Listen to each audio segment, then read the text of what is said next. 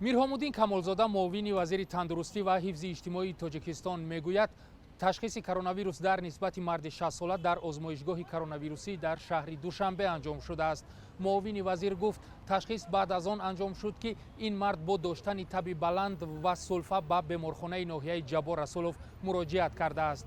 бонки вазорати тандурустӣ марги ин сокини ноҳияи Ҷабор Расуловро аз коронавирус рад мекунанд, аммо ҳамзамон тасдиқ мекунанд, ки табибони беморхонаи ноҳияро, ки ин мард зери муоинаи онҳо қарор дошт, ба карантин фиристодаанд. хабари даргузашти як мард дар ноҳияи Ҷабор Расулов ва карантин кардани табибони беморхона сару садоҳоеро дар шабакаҳои иҷтимоӣ ва миёни сокинон ба миён овард.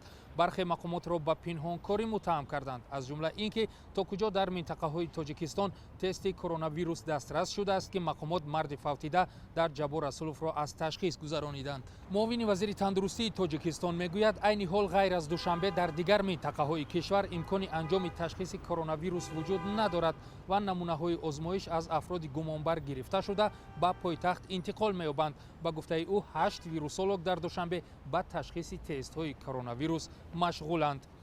муовини вазири тандурустӣ таъкид намуд, то имрӯз наздики 3500 нафаро, ки дар карантин буданд, аз ташхиси коронавирус гузаронидаанд, ки дар ҳеҷ кадоме аз онҳо сирояти чунин вирус тасдиқ нашудааст. ӯ мегӯяд, то ҳол 27000 тест ба Тоҷикистон ворид шудааст. ба иттилои вазорати тандурустии кишвар, то имрӯз 6151 нафаре, ки аз хориҷ ба Тоҷикистон ворид шудаанд, ба карантин фаро гирифтанд ва аз ин шумор 4046 нафарашонро ба хона рухсат карданд ва гуфта мешавад, ҳоло бештар аз 2000 нафарашон дар карантин қарор доранд.